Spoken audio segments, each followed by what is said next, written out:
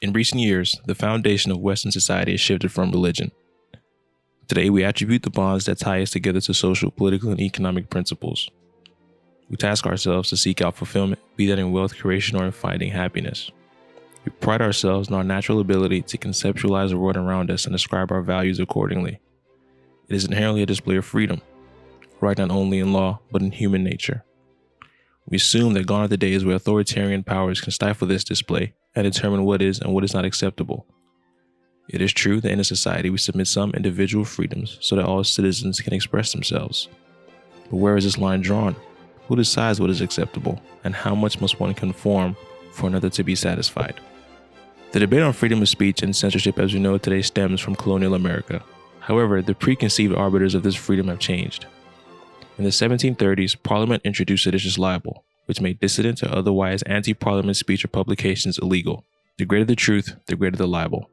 Ironically, despite the British departure after the Revolutionary War, the American government adopted seditious libel. On the brink of World War I, to curtail the backlash from the draft and America's unpopular involvement in the war, President Woodrow Wilson pushed policymakers to amend the Espionage Act of 1917. And in 1918, Congress passed the Sedition Act, which made it a crime to publish any false, scandalous, or malicious writing about the government or its officials. However, unlike the British, the American government allowed the truth of the matter to be a defense. In October of the same year, Matthew Lyon, a Vermont Republican congressman, became the first man charged under the Sedition Act. Lyon routinely published criticisms about John Adams and the Federalist Party for supporting the Sedition and Alien Acts. During his trial, he represented himself against a panel and judge of Federalists.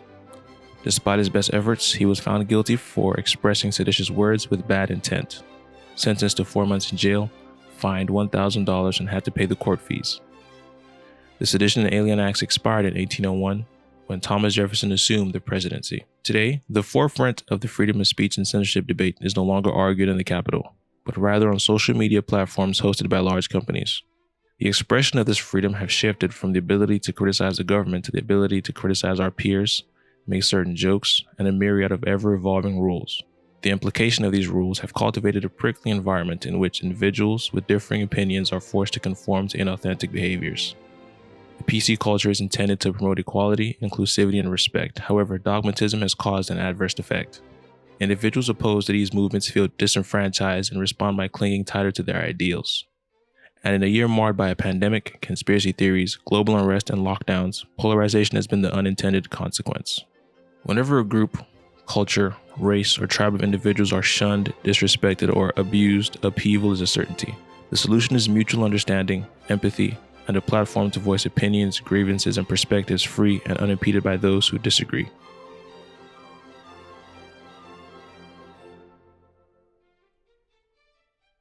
Anyway, if you enjoyed the video, like and subscribe for more. Thank you.